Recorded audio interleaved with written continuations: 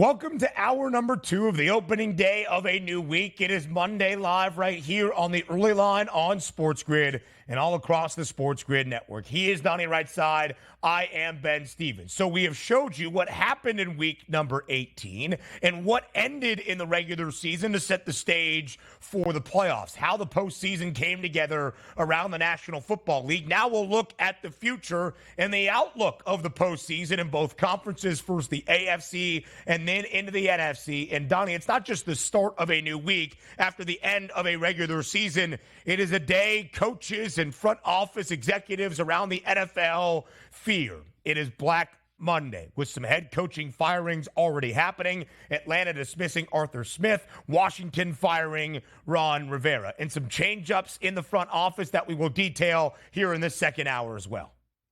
Yeah, we got a lot of information to get to, and this is the fun part about here on Black Monday for at least us. We get to analyze the moves that are made, and we'll probably get a couple more before the show is through. But I don't think anybody's going to argue with the moves that have already been made there. You know, the Panthers firing their general manager, Ron Rivera, and the general manager being let go in Washington. You take a look at Atlanta, them also removing their head coach. So these are anticipated. The one thing that you do know, you're in professional sports and even now college football, basically in college sports, they're basically professional as well as the players are getting paid and the stakes get higher. You're just hard to be fired. That's just the way it is. If you have a good run, like the Mike Tomlins, the Bill Belichick's of the world, lasting decades in their city, that's old school here. The new school is, hey, if I can get a good run for 4 to 5 years, make a paycheck here, move on to my next job, that's just the way it is.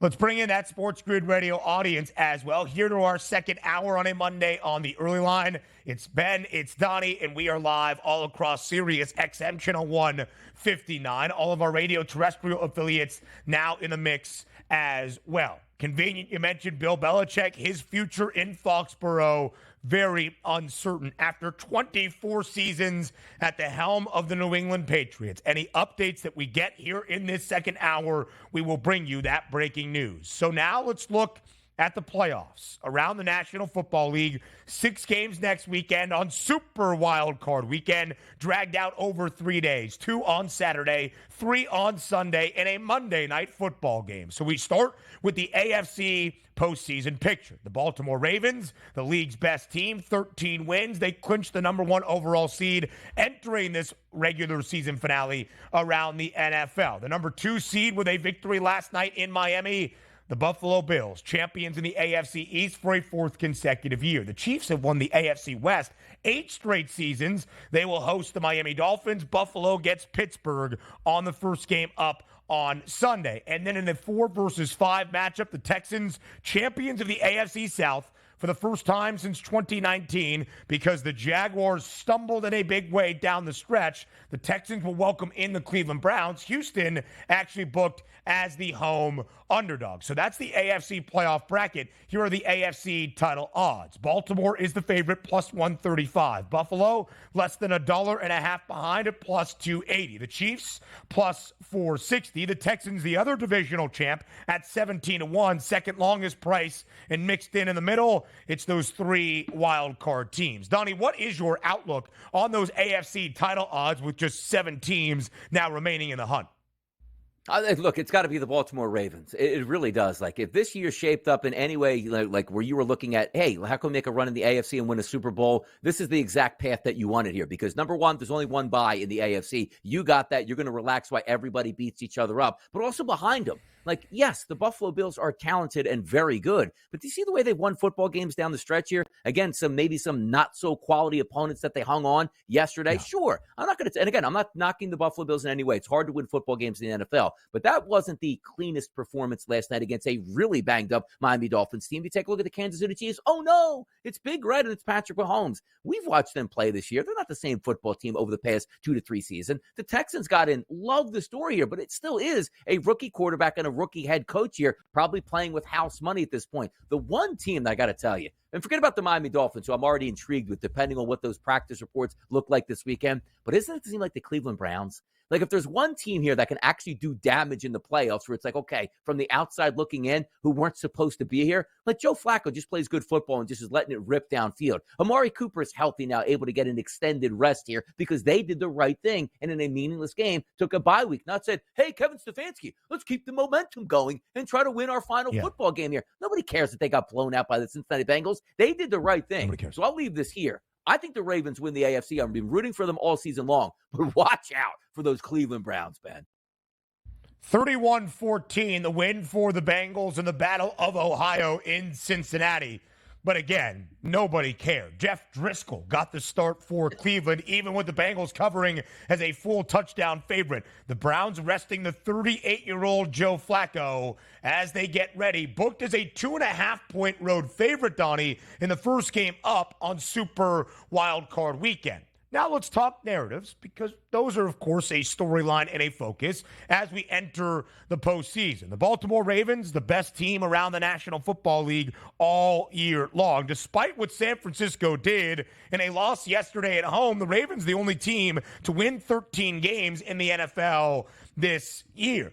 But, Donnie, they have reached the postseason now 5 times in the 6 seasons with Lamar Jackson as their starting quarterback. He's about to win his second NFL MVP award since 2019. But if there is a narrative around John Harbaugh and Lamar Jackson since they last won a Super Bowl in 2012 with Joe Flacco as the starting quarterback, they have not surpassed the divisional round in the AFC. Again, now 5 playoff appearances in the last 6 years, and they will be the number 1 overall seed this year as they were back in 2019, and they have not even reached an AFC championship game. I'm not saying that this is the year where that trend continues, but there will be narratives at play for the Ravens to debunk once we reach the playoffs and Baltimore gets into action 2 weekends from now. Lamar Jackson is a wonderful football player and an MVP quarterback and will be a 2-time MVP. But I feel like the only thing holding the Ravens back in this will be the expectations for Lamar Jackson. If he just plays the way we know he's going to play, Ben, they're in the Super Bowl and you go, oh no, Ben, he's got to beat the 49ers when he gets there. Did you watch what happened on Christmas? As if he's going to be scared to play the 49ers on a neutral field. Not the case. But that's the only thing I worry about is those narratives that'll creep in. Well, he's a wonderful, fantastic regular season quarterback, but when you need to, quote unquote, throw the ball, which he was like 18 of 21 for 350 and multiple touchdowns in that final game to put away the Miami Dolphins. He can't do it in the biggest moments. This is a difference Ravens teams because why? They brought Lamar Jackson along the way they should have in the NFL. Hey, look, we're going to be a run-centric team. You're an electric athlete. We'll throw some passes in, and we'll win those games by playing good defenses. They made the move this year and said, hey, Lamar, you want to stay in Baltimore? Let's pay you a lot of money. I'm going to get you a top-flight offensive coordinator that's going to let you rip it downfield. This is a new Ravens team. Go out and seize the day, Ravens. You got this. And we'll look around the rest of the AFC. The Browns, despite being the top wild card seed, 13-1. The Dolphins on the road in Arrowhead, the shortest price of the wild card teams, at plus 800. AFC to NFC. Up next.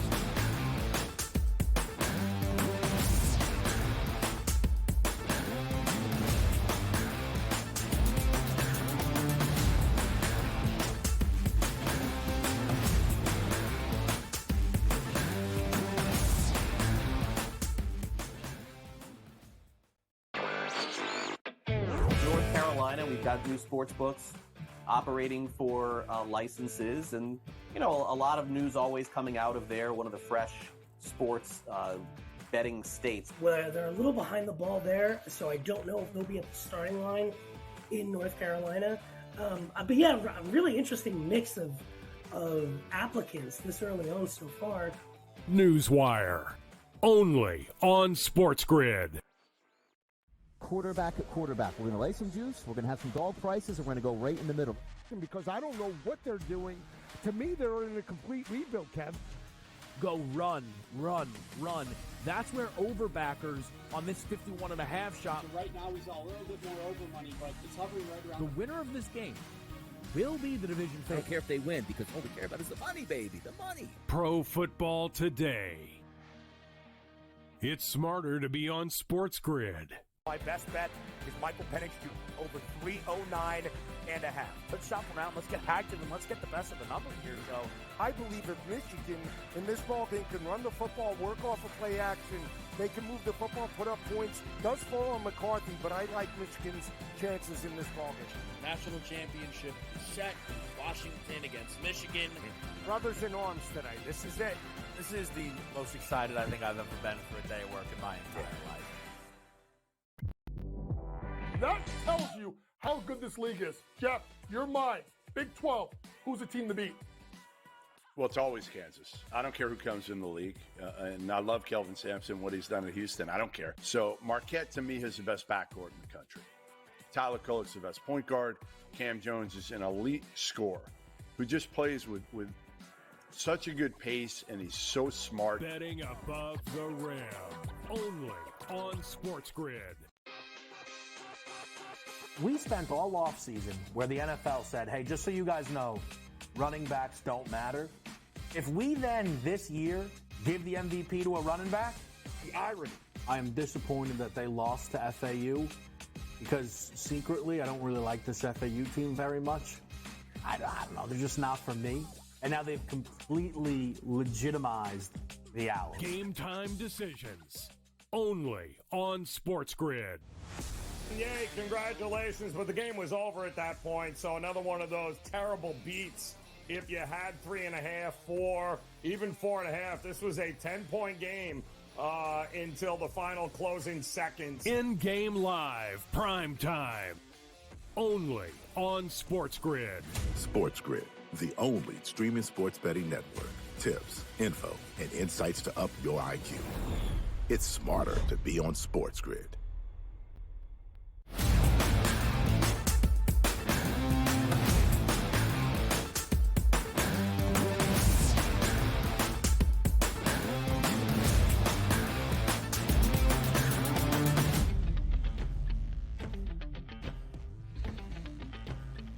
The playoffs around the National Football League are now set. 14 teams still in the running for the Lombardi Trophy in Super Bowl 58. We showed you the 7 in the AFC, now the 7 in the NFC. The San Francisco 49ers earned the number 1 overall seed entering week number 18. They sat everybody yesterday in Santa Clara, and Carson Wentz had to remind the people the Rams were still playing for the 6th seed in the NFC. The Rams knock off the 49ers 21-20. San Francisco remains the 1 seed. They get the open weekend here during Super Wild Card Weekend. The 2 seed, the Dallas Cowboys. A big victory yesterday in Washington over the Commanders. The Cowboys will host the Green Bay Packers. A reunion of Mike McCarthy, the new team in Dallas, against his former team, the Green Bay Packers. Because Carson Wentz got a victory for the Rams, they will be the 6th seed.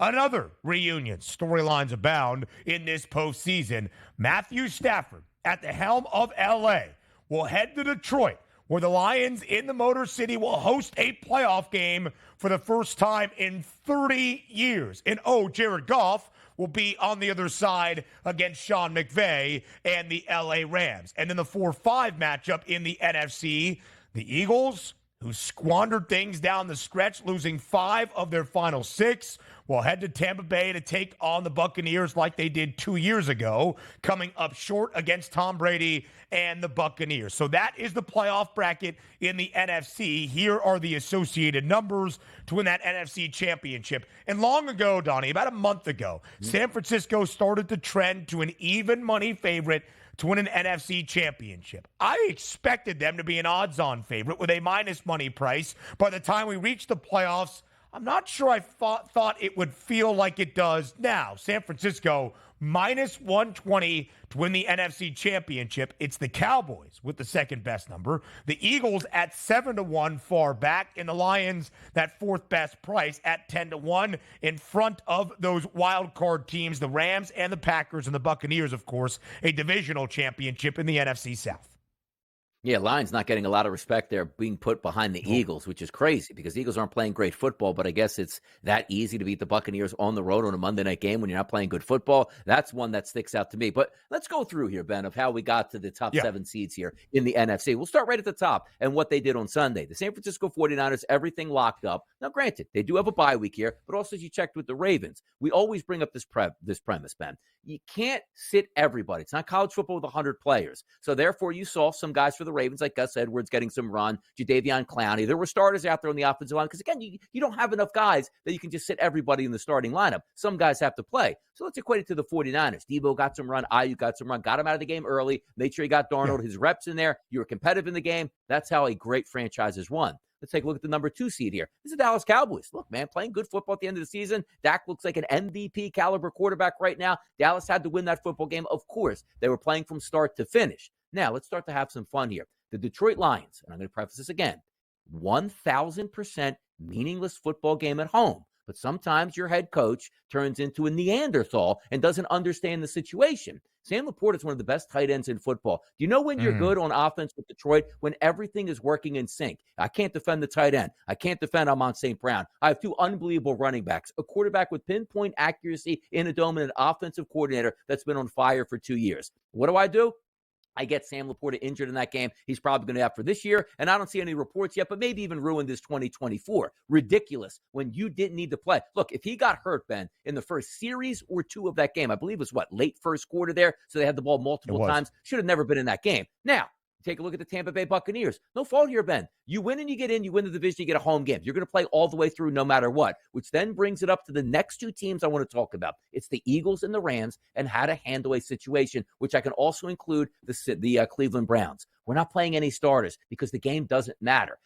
Hey, by the way, Joe Flacco, yeah, he's old. You want to rest him. But why didn't they play the angle? Stefanski going like, hey, look, I've only had Joe Flacco in the building for 4 weeks. We got to get this playbook together and really get hot entering into the playoffs. They didn't give a damn and got blown out. Do you think the morale is low because the Browns right now actually are taking a look at getting blown out by the Bengals? No. So let's focus on the Philadelphia Eagles in a 1,000% meaningless football game. When you bottomed out and got gut punched last week, you thought it would be best to go out into a half-empty stadium and play your starters when you already wouldn't play well, as if it was going to magically appear and you would be great. Yeah. And you got injured, which flips it over to the Rams here, who I can't wait to see them play football in the playoffs. Why? Because their organization just gets it. Hey, we can actually drop to the 7th seed if we lose. McVay goes, the hell's the difference between the 6th and the 7th seed? I need my guys healthy here to make a playoff push. They took the bye week and still won the football games. You want to talk about 2 franchises going in wrong directions? The Eagles, ridiculous what they did this week. The Rams, congratulations. The Browns, congratulations.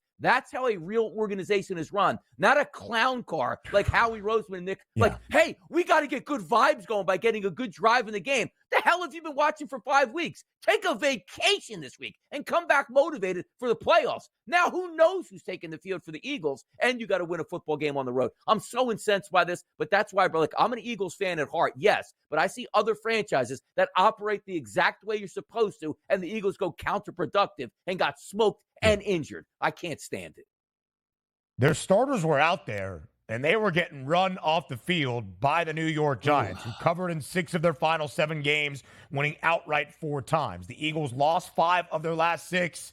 The defense is atrocious. They have allowed at least 20 points in 10 straight games to end out the regular season, 27 or more in 5 of their final 7. Jalen Hurts looked like he dislocated the middle finger on his right throwing hand. Well, I asked the pro football doc, Dr. David Chow, in our 3rd hour. A.J. Brown injured. Sam Laporta for Detroit did suffer a knee injury, but after he set a rookie tight end record in the NFL, the most grabs ever in a single season for a rookie tight end, 82, 10 receiving touchdowns, tying Mike Ditka and Rob Gronkowski, for the most receiving touchdowns in a rookie campaign at the tight end position in NFL history. But uncertainty for both the Lions and the Eagles on Super Wild Card Weekend. Let's start at the top, though, Donnie, where the odds makers have been infatuated with San Francisco all 2023 NFL campaign long. The Niners will enter the postseason as the favorites to win the Lombardi Trophy in Super Bowl 58, plus +230, over $1 in front of the Ravens, who the flock at +350. Those two teams, Donnie, really short compared to the rest of the field. It's a $3 drop off from Baltimore to Buffalo, the Bills at +650. The odds makers have been optimistic when evaluating San Francisco. Do you feel the same way? Yes, I do, because number one, they have home field advantage, and I understand that. Like, the Niners didn't go through this whole season, bet undefeated, rolling teams by 30 points. They've had their struggles, which included a 3-game losing streak. They've also watched the, hey, look at this. The Baltimore Ravens came in there and smashed them in their own building. Now, we're not going to give them the loss yesterday and say, oh, look at that. They couldn't even compete against the Rams. But when you line them up and you say, okay, from defensive coordinator to offensive coordinator to head coach, which obviously is Kyle Shanahan wearing both of those hats, to the defensive line, to the pressure they get on the defense, to a very good offense. You get the point here. They win at every position when they line up against another football team, and that's hard to look past here. And they're healthy entering into the playoffs. So I understand it. Look, how about this, though, Ben? I have tickets on the Baltimore Ravens, Philadelphia Eagles, Rams. Who else do I have here? Pittsburgh Steelers, and also Buffalo Bills. I don't know if I said them previous there, but that's what I have. Just about everybody who I thought from a shot during the season outside of the San Francisco 49ers. Do you know why? The 49ers never had a good price all the way through and were supposed to win it all. So you're trying to say who can knock off the 49ers so I get that added benefit behind the scenes here? Well, I don't know if I'm going to get that added benefit. But one thing I do know is at least I have the Bills and the Ravens who at least can get to the Super Bowl before they have to play the 49ers. But to your original point here, the Niners are supposed to be priced this way because, quite frankly, every time they line up, I think they're going to beat whoever they play. And listen, the Eagles have the postseason pedigree, but something isn't working for the Birds like we saw last year in their run to an NFC championship. So then the two other top seeds, Dallas at the 2 spot, Detroit at the 3 spot, they don't have that postseason pedigree or those bragging rights. The Cowboys have not gone past the divisional round in the NFC postseason since 1995. This is the Lions' first time hosting a playoff game in 3 decades. It's Black Monday in the NFL. We recap what has happened next.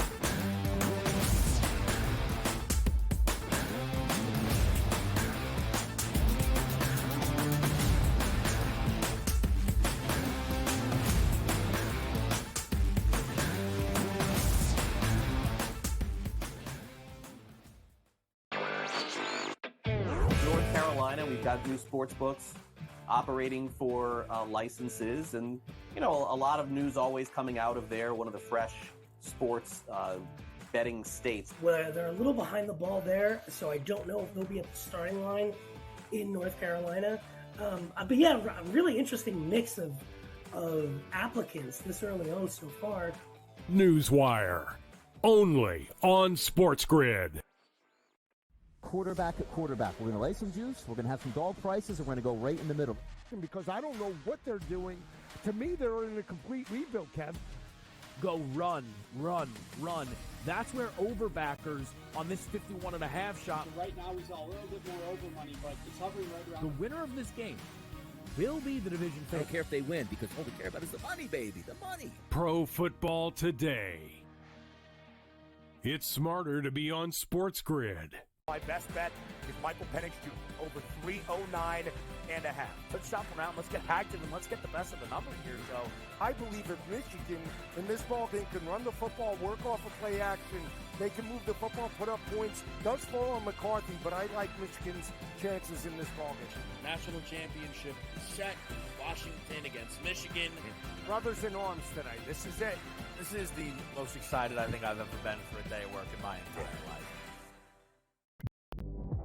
That tells you how good this league is. Jeff, your mind. Big 12. Who's the team to beat? Well, it's always Kansas. I don't care who comes in the league. And I love Kelvin Sampson, what he's done at Houston. I don't care. So Marquette, to me, is the best backcourt in the country. Tyler Kolek's the best point guard.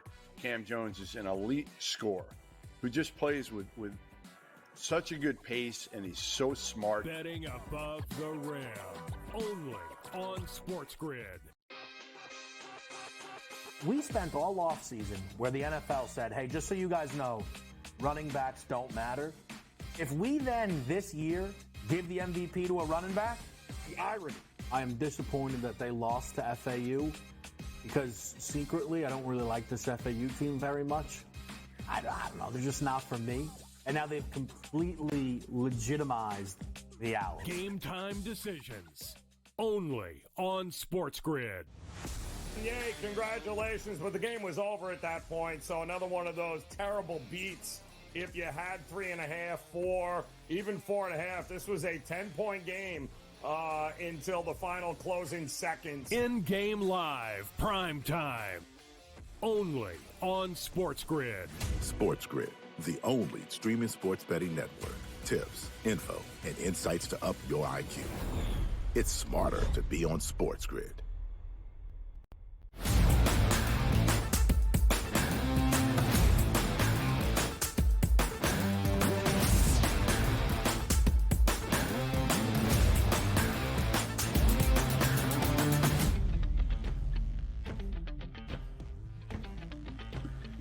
It is a day around the National Football League that is feared by head coaches and front office execs after a struggling season alike. When the end of a regular season in the National Football League comes to a close, not only do we have the playoff picture set on this Monday morning, but it's Black Monday in the NFL, firings and parting of ways galore around the National Football League. So here's what we have so far. In the early morning hours of this Black Monday, the Atlanta Falcons made the first move, firing Arthur Smith after a 3-year run at the helm in Atlanta. A 7-win season for the Falcons under their win total of 8.5. We're entering the final month. The Dirty Birds were in prime position to win the NFC South. After a 4-win season in 2023 at the helm of the Commanders, Ron Rivera has been let go after 4 seasons in Washington. A 26-40-1 record despite a divisional title in 2020. Never a winning season for Riverboat Ron at the helm in Washington. So those are the 2 firings at the head coaching spot as of this moment. DRS, we also bring in Carolina's GM, Scott Fitterer, getting let go this morning by David Tepper. A very uncertain season, or uncertain offseason after a disastrous campaign for the Panthers in 2023.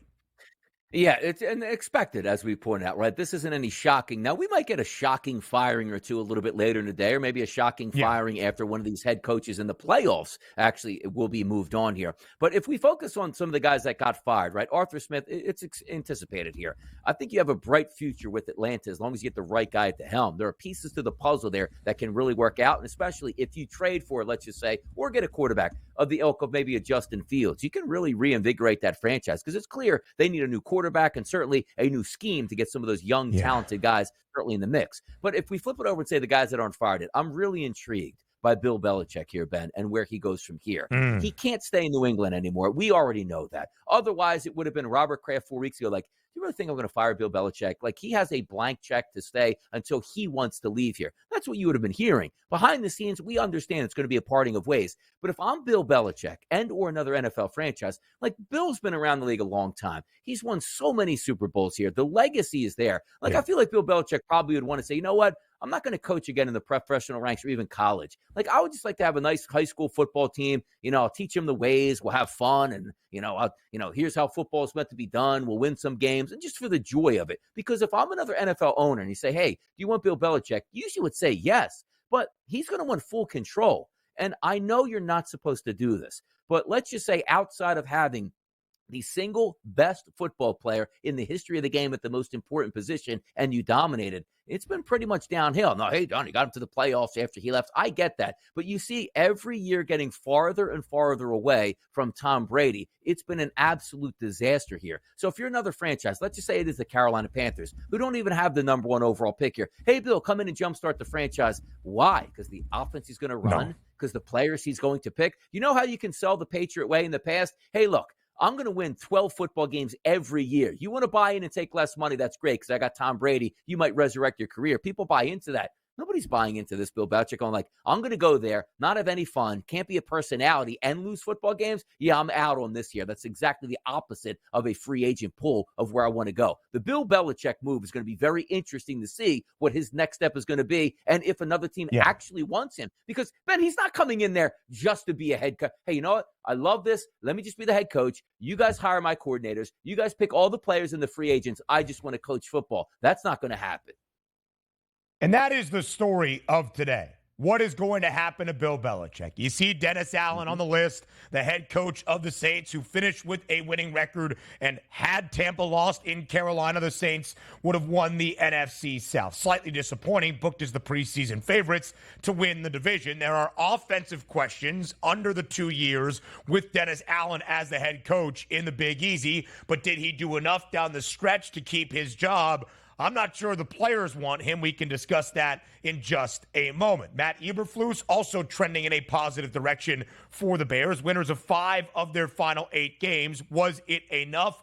With so many things at the helm for Chicago this offseason. More than $100 million in cap space, by far the most of any of the 32 teams around the NFL. The first overall pick, a ton of draft capital, but quarterback questions to answer around Justin Fields. May 2nd, by the way, is that deadline. If Chicago picks up that 5th-year rookie option for Fields, that will be a sure sign of what they do moving forward. But, of course, late April, is that 2024 NFL draft where the Bears have the number 1 overall pick. But the focus is Bill Belichick. It seems as though yesterday's defeat, 17-3 in the snow globe that was Gillette Stadium, was the final game that he will coach at the helm of the Patriots. And he hasn't had a winning season every year, Donnie, but they haven't been worse than 2023. 4-13. 24 years for Bill Belichick at the helm of this Patriots franchise. He had 19 consecutive winning seasons. That streak was snapped back in 2021, his first after Tom Brady ended their time together as head coach and quarterback in that relationship. 6 Super Bowl victories for Bill Belichick, the most ever as a head coach in NFL history. A 6.90 win percentage, 265 and 119 at the helm in New England. 301 career wins, 3rd most all-time in NFL history, only behind Don Shula and Papa Bear George Halas. What does Bill Belichick still have to accomplish? Very little in the National Football League. What does he still have the desire to do? That will be interesting. I don't know, Donnie, if it's the same exact situation that Andy Reid had at the end of his tenure in Philadelphia when he became involved in front office decisions. That didn't work out for the Birds. He leaves for Kansas City, focuses on just being a head coach once again. What command does Bill Belichick still want? Where would he go if it's not New England moving forward? Those are all the questions. But first up, what is the parting of ways, if any, today between the Patriots and Bill Belichick? That remains to be seen. Yeah, it does remain to be seen. And I don't know if that's one of those moves, like, you know how, like, because owners, again, they're very methodical here. It's very rare that you're going to go through an 18-game season and then the owner's going to be like, you know what, just didn't like they played in week 18. I'm thinking I'm going to fire my head coach. You already have those wheels turning weeks and weeks and weeks in advance in preparation for the end of the season. And as we talked about, Robert Kraft, I mean, he's an owner that can just take the microphone, be in the spotlight, and say what he feels. He doesn't have any repercussions. He owns the team. He's got multiple Super Bowls. And quite frankly, anybody would want to be a head coach in that franchise the way he's treated his head coaches and staff and his players. Basically, hey, as long as you're performing here, the checkbook is open. You want to do whatever you want. If you think you can win, you can do that here. So I don't think it's going to be one of those, hey, 9 a.m., let me get a press conference here, I'm out. I think it'll take a few days, but I just don't see how we're going to have a marriage work forward after this season here, where, again, you could have had that in week 10 or 11. Bill's really struggling. Looks like he might be a little bit unhappy. What do you mean he's unhappy here? He's going to be my coach for as long as he wants to. We never would question again, even though they had a disastrous finish to the season and a horrible record here where they secured a high draft pick. There was no talk of here. It's like, well, we're not even worried about Bill Belichick not coming out. It just seems like where there's smoke, there's fire. And when you don't address those issues, it'd be hard to see like Bill Belichick on a Wednesday afternoon. Hey, press conference for the Patriots. Oh, look, they're going to get rid of him. And him and Robert Kraft go, what are you talking about? Now I'm going to sign him to an 8-year extension. We love everything about Bill Belichick. This will be a marriage that is headed for a breakup. Yeah. But the more interesting point is what's actually on deck. And also keep in mind, as much as we like to think, oh, there's no tampering here. And Bill Belichick goes, wow, I just got fired on a Wednesday. I wonder what I'm going to do with the rest of my life. You've got to be kidding me here. Back channeling for months and months and months on end here where Bill Belichick could possibly wind up. And we were even hearing some of the insiders say, we already have a destination picked out for Bill Belichick. And basically we're just waiting for him to go there in the offseason. It'll be fun to find out, but we will find out, Ben, this week. Yeah, we certainly will. As of this moment, 4 head coaching vacancies around the National Football League, 2 that happened in the middle of the regular season. First, it was the Raiders firing Josh McDaniels, then the Panthers letting go of Frank Reich. And then early on this Black Monday, Arthur Smith let go by the Atlanta Falcons after 3 years. Every year in Atlanta, a 7-10 record, 21-30 in his time. The Falcons were 3-13 on the road in the last 2 seasons. And of course, Ron Rivera fired by the Washington Commanders on this Black Monday. There will be a story between the 2 NFC South coaches on this board, Dennis Allen and Arthur Smith. Arthur Smith was none too pleased with the Saints scoring a touchdown on their final play, already up 41-17. And neither was Dennis Allen, who called victory formation for the Saints after Tyrann Mathieu picked off Desmond Ridder and took it back to the 1-yard line. But then it was Jameis Winston into the game that wanted Jamal Williams, who had 18 rushing touchdowns last year, to lead the NFL to get his first rushing score in a Saints uniform. So victory formation was called. Jameis audibles at the line. They run in a touchdown, 48-17. Dennis Allen said that was all on the players. It seems to be a little bit of a schism, Donnie, in the locker room in the Big Easy between the players and the head coach, Dennis Allen. Yeah, it seems like Jameis Winston getting that one final dagger at his head coach, hoping to get him fired, because knowing like Jameis Winston next year will probably still have a job somewhere in the NFL. It's like, I thought I should have been here to starter all along. Nobody trusts me. Watch this. Let me backstab you in one of the most disrespectful moments you could possibly have, because if you watch that play, it is victory formation. Yeah. But it's not as if, Ben, like everybody fired off the football. It really reminded me of like a 5 to 6 year old Pee Wee football league game where it's like a muddle huddle and you hand it off and everybody goes in slow motion and they fall into the end zone. That's what it looked like here. It was so disrespectful. And I know as a coach on the opposite sideline, you probably already know you're getting fired, but to get disrespected like that at the end of the game, but also shout out Dennis Allen. You're not supposed to do this, but sometimes you get so upset like, I'm not holding the water for this. The players did this on their own. I had nothing to do with this, and so be it if I get in trouble, the ramifications, or if I lost the locker room, who cares? It's a national championship Monday in Houston, Michigan, Washington, next.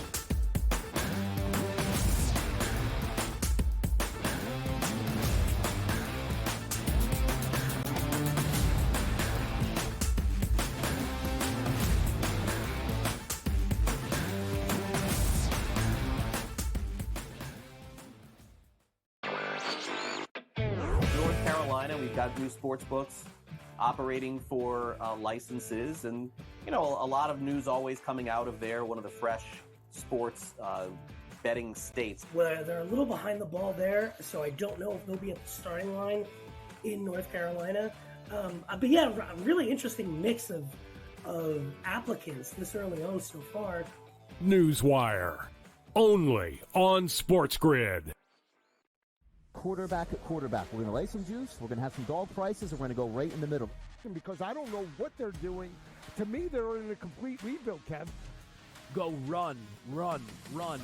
That's where overbackers on this 51.5 shot. Right now, he's a little bit more over money, but it's hovering right around. The winner of this game will be the division favorite. I don't care if they win, because all we care about is the money, baby, the money. Pro Football Today. It's smarter to be on SportsGrid.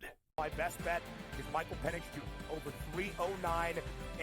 Let's shop around. Let's get active, and let's get the best of the numbers here. So I believe if Michigan in this ball game can run the football, work off of play action, they can move the football, put up points. Does fall on McCarthy, but I like Michigan's chances in this ball game. National championship set. Washington against Michigan.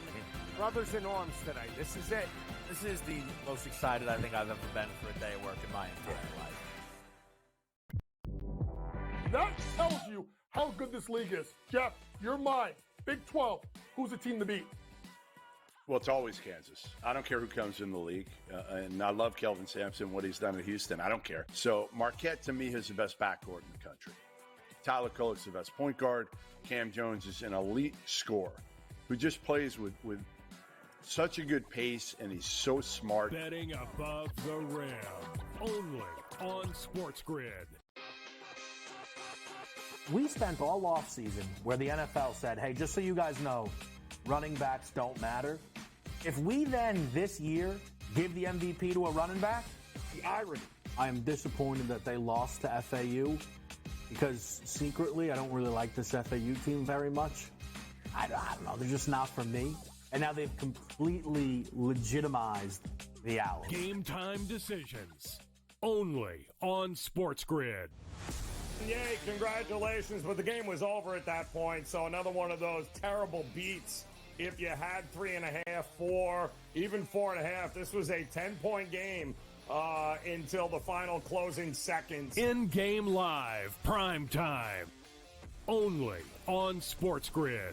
SportsGrid, the only streaming sports network. Tips, info, and insights to up your IQ. It's smarter to be on SportsGrid.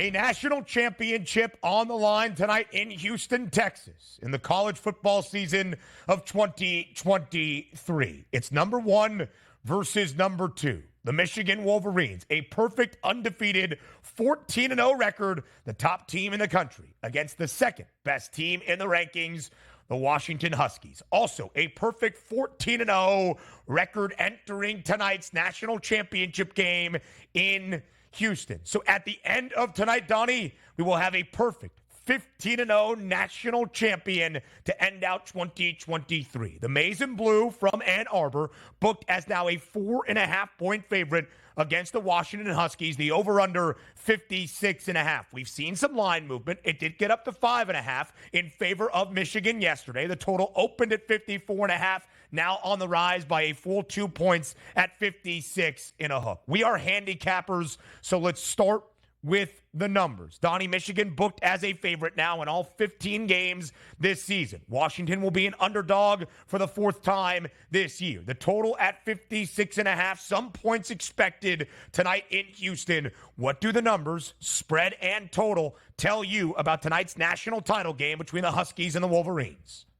But by the way, looking at this game, I don't think, Ben, the spread is going to come into play. So what I mean by that is if you like Michigan, just lay the 4.5. If you like Washington, take the plus 168 right now at the FanDuel Sportsbook, because this is such a fun matchup to break down. And the reason I bring that up is, of course, they're two great football teams. We get that here. They were very impressive equally in their last week's games here, but doing it sort of in different directions. Like you have a Washington team that is a high-flying attack with 3 outrageous wide receivers, an awesome offensive line, and a quarterback that you could pick out of a lab here to say, what's my college football quarterback in a championship game supposed to look like if he wants to throw the football? It's Michael Penix Jr. Then you flip it over to the Michigan side, an unbelievably dominant football team, physicality on both sides of the ball with an unbelievable defense that can pressure the quarterback and an offense that's more built for 1986 than, let's just say, 2026 at this point, which I really get a kick out of. So I say to myself going into this game is going one or two directions. And I'm not saying that it's going to be a blowout either way. But would you be surprised, Ben, if I told you,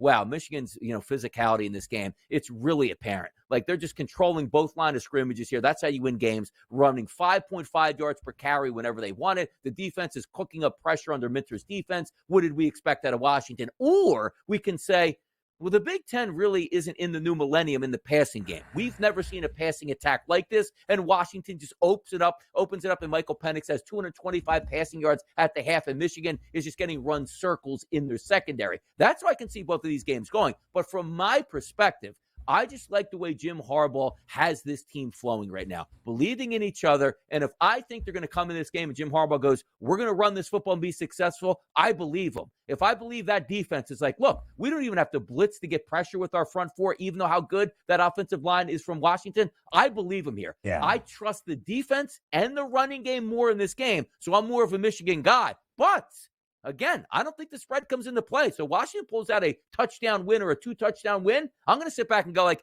yeah, that team was really that good this year. I love this game.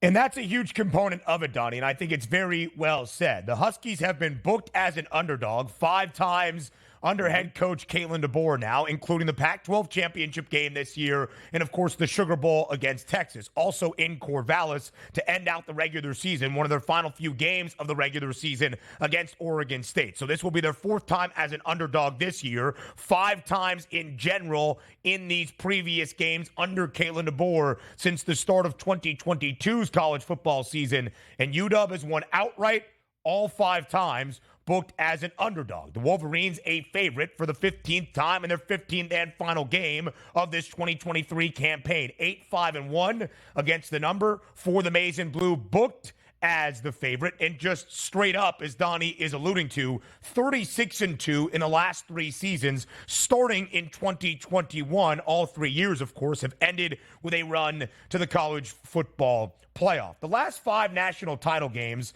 have not been particularly close. 15 or more points the margin in the last 5 title games that we have seen, and excluding last year in the rout Georgia had over TCU, 65-7. This is excluding last year. The average margin of victory in the 4 previous, 22 points per game, and yet we have a 4.5-point number. Again, alluding to what Donnie is saying here, that the spread might not come into consideration. If Michigan is going to win, more than likely they can cover a 4.5-point spread. If Washington is going to cover, it probably comes the way of an outright victory. Now we go to the total. Up slightly, Donnie, from the opener at 54.5 to 56 and a hook. This will be just the 5th game this year for Washington. A total has been sub 60 in their previous 4. Washington over in 3 of those 4 games. This is the highest total for the Maize and Blue since week number 2 of the regular season against UNLV. That number 57.5. And oh, by the way, it went under. So Donnie, let's correlate side to total. If Washington is going to pull off the outright victory for a win in the national championship game, does the game need to go over? If Michigan is dominant, does that keep the game under, relying on the ground game and a very sound defense for the Wolverines? No, I actually, like, the correlation is a little bit, because usually you'd say, like, hey, if Michigan stays under, they won the football game. It makes sense, right? Because that means Michigan was dominant. They imposed their will. I get that. But I don't think that's the case here. Like, I think Michigan can win going away in a higher scoring game. Case in point, and it's hard to try to equate it because Washington is so good. But if you're taking a look at teams in the Big Ten, like, Ohio State did have a high-performing offense against, let's just say, underperforming defenses. But we knew Ohio State's defense was awesome, right? You still take a look at that game. Michigan dropped 30 points in that game. Ohio State still got the 24. That's 54. If you want to take a look at that football game and say to yourself, well, who has the better offense here? It's by far and wide. It's going to be the Washington Huskies. So why can't they score at least 24 points in this game? You take a look at the Maryland game for Michigan, right? 31-24 final. Michigan's offense was very good in that game. But Tagovailoa still had a decent day, putting up 24 points. And if you're saying who has the better quarterback or what's the best quarterback that Michigan has faced this year, it's going to be Michael Penix Jr. and this Washington offense. Also keep in mind, we're not playing in Ann Arbor. We're not playing at Ohio State in late November or early December and saying, hey, Ben, it's 32 degrees. The wind's out here and there's rainy conditions. We are in perfect conditions on a fast track in Houston, which does usually play to the team that wants to get after in the passing game, like Washington. So I look at the total myself and say, it's not really indicative, even though, again, if it's going to be a lower scoring game, who's going to win? It's probably going to be Michigan here. But as I look at that Washington team, they're still going to be able to put up points against a very good Michigan offense. And again, Michigan could win this game 41-34. That could be that high scoring, and Michigan still getting the win and the cover, Ben. Yeah, I think so as well. Listen, I think if Washington is going to pull off the outright upset, they need to go over their team total of 24.5. That would probably lead to more offense and over the game total as well. But that doesn't mean it's the only way that Washington wins, or so that Michigan, if the game does go over, the Wolverines don't score 31 versus Washington's 28 to win a national championship. And it's been a wild year for the Maize and Blue. Of course, all focused around the sign-stealing scandal in Ann Arbor. Jim Harbaugh has served 2 different 3-game suspensions throughout the regular season, and yet Michigan was always expected to be in this sort of arena. Plus 850 before the year got underway, the 4th best national championship price, only behind Georgia, Alabama, and Ohio State. 40-1 for the Huskies, top 15 entering the season, third best price to win the Pac-12, but even entering that Pac-12 championship game when the Huskies were booked as a 9.5-point dog against Oregon, it was a 25-1 number for Washington. But they have been resilient. They have played from behind, and the offense has been explosive, led by Michael Penix Jr., the nation's leading passer with 4,218 passing yards in the regular season and that Pac-12 title game, and throwing for 430 in the Sugar Bowl in the college football playoff semifinal a week ago on New Year's Day against Texas. The third most passing yards in a single CFP game now in its decade history. His passing yards prop tonight, 292.5 for the lefty signal caller for Washington against the second best passing defense in the country. That's the Michigan Wolverines. J.J. McCarthy on the other side, Donnie, 199 and a hook. Entered the CFP semi against Alabama in the Rose Bowl, throwing for less than 150 yards in 4 straight games for Michigan. Threw for 221 and 2 touchdowns against the Crimson Tide. How do you compare the quarterbacks tonight in Houston? When you look at this football game, for me, J.J. McCarthy, and I think that number is going higher as the week goes on, 199.5. Yeah. He has to throw for over 200 yards for them to win this football game. I love Blake Corum. Blake Corum, I think he's going to score multiple touchdowns tonight. Blake Corum is probably going to approach his 100-yard number and probably go over that. But you still need to have a viable passing attack in this game, because if you give a team like Washington opportunistic the chance to say, well, all right, let's just put 8 in the box here. And yeah, if you get 3 yards in a cloud of dust, eventually get a holding call or maybe a fumble on the turf, and we'll be able to take advantage of that. If you're looking at Washington season 2, we can agree, Ben, like Oregon actually had a really good defense this year. Look at the 2 games that Washington played Oregon. Game number 1, 36 points. Game number 2, 34 points. It's not as if they're going to say like, man, we've never seen a quality defensive opponent before. How can we actually handle this? No, Washington is going to be built for this. But the gameplay also, as it checks out with like that total, here's what you would need. And obviously, it's very easy to understand. If Washington can get a lead, maybe you force Michigan to go a little bit out of their comfort zone and say, we got to rely on J.J. McCarthy a little bit more. The worst case scenario would be what, Ben? A 7-0 lead first quarter for Michigan, and they have the football and go, okay, watch us impose our will. 7.5-minute drive where we just pound it and take a double-digit lead and then force you into situations technically you don't want to be in. So I'm really intrigued the way that goes. But for the quarterback comparison between the two, I think no matter what, to be honest, Penix gets over 300 yards. Because if you think they get hammered in this game, he's going to throw it 45 times. If you think they just play well and it's a close game, yeah, it's close because Washington's offense is moving the football against Michigan. But I am intrigued by J.J. McCarthy's number there at the 199. He's going to have to make some plays in the passing game, and I think he will, enough to get 200 passing yards. Yeah, it is really interesting, Donnie, when you look at the number for Michael Penix Jr., because he is not often booked with less than 300 passing yards. It's just the story of his season. The college football playoff semifinal, he threw for 430, his 4th time throwing for 400 or more yards this year. He's had 10 games now with at least 300 passing yards, except Michigan's the second best passing defense in the country. The most passing yards they've given up this year, 271 to Kyle McCord. Only 2 quarterbacks have thrown for north of 200 against the Maize and Blue. Michigan is the best scoring defense in the country entering the college football playoff, allowing less than 10 points per game. And on the ground, that is where their bread is buttered. Blake Corum's rushing yards prop, 102 and a hook. Washington gives up yards, 133 on the ground, 263 through the air. The offense is organized under Blake Corum. To find Pater, you see the price right there, minus 400. He has scored in all 14 games for Michigan this season. Yeah, and I'm literally looking forward to him playing well tonight. If I'm going to start, Ben, you say, Donnie, you know, you got to get after with one player in this game. I like J.J. McCarthy. I actually think he has a legitimate chance, Ben, to throw over 2 touchdown passes and get his 200. Same thing with Michael Penix. I think he's going to have a great game. Odunze, we love him at wide receiver. McMillan, I know that's your guy. He's probably going to perform well. But doesn't just get started and ends with Blake Corum for the Michigan Wolverines here. Like, I don't hey, Donnie, it's 100 yards. That's going to be tough. Doesn't it feel like he's going to have like 76 yards midway through the third quarter and away you go? And if they get inside the red zone, you know they're running the football right up the middle with Corum. I can't get enough of Blake Corum tonight. Even if those props are like minus 400 for an anytime touchdown, I'm taking it too. Plus 105 at the FanDuel Sportsbook. Over 100 yards, I think he gets there. Big night for Corum. That's the running back I want. We hear from you about tonight's national championship game up next.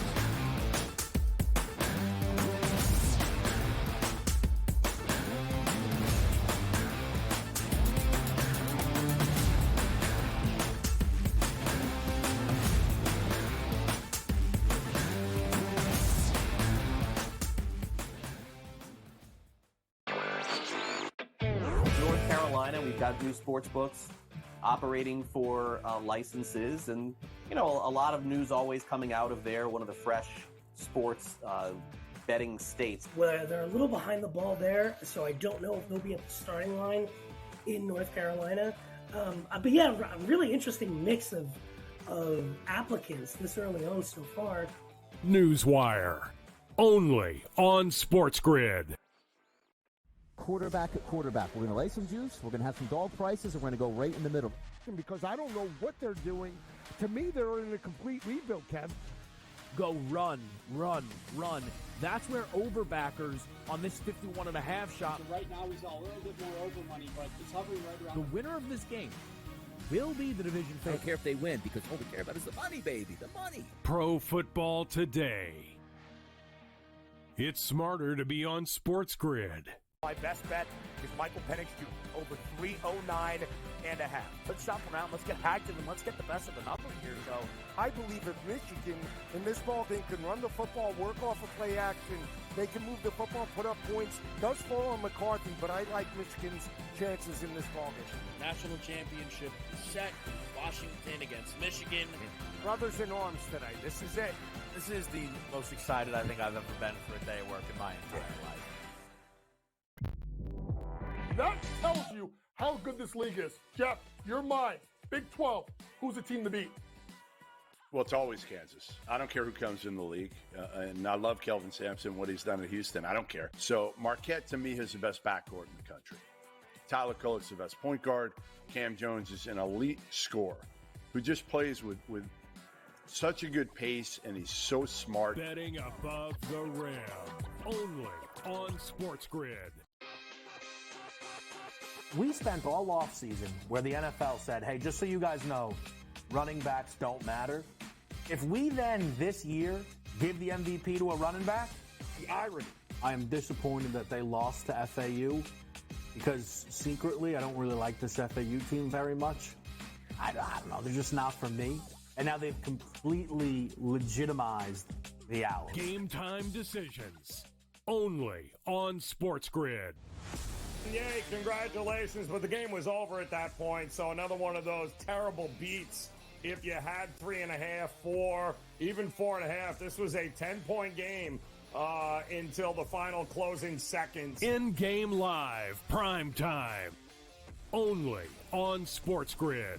SportsGrid, the only streaming sports betting network. Tips, info, and insights to up your IQ. It's smarter to be on SportsGrid.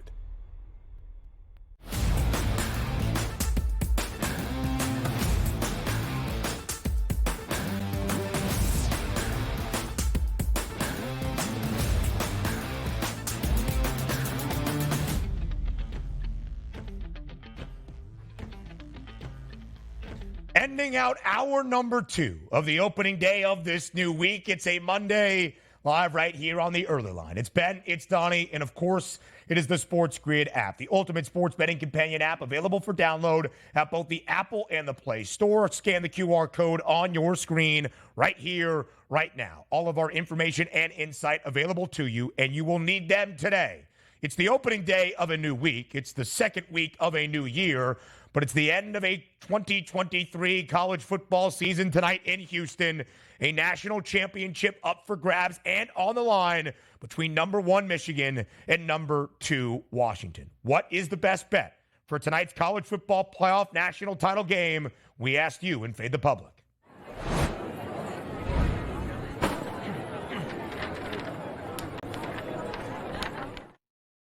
In all 14 games this year, every one that Michigan has won, by the way, the Wolverines have been booked as a favorite. Make that a perfect 15 for 15 tonight. The Maize and Blue, a 4.5-point favorite right now. Washington, once again, in underdog. The over-under on its way up to 56.5. So what is the best bet? At SportsGrid TV on Twitter. And use this for what you will. A lot of the public thinking the underdog goes barking tonight in H-Town. Washington, plus 4.5, running away with this Fade the Public poll, more than 50% of the vote.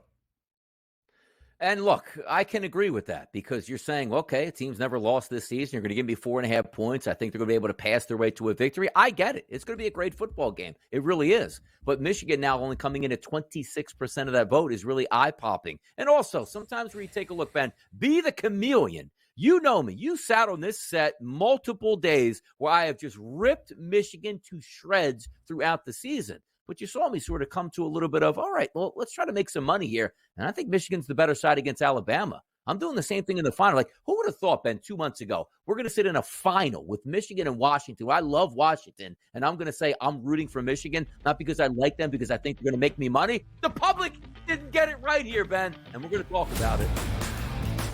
We will continue to break it down. Hour 3 starts in less than a minute.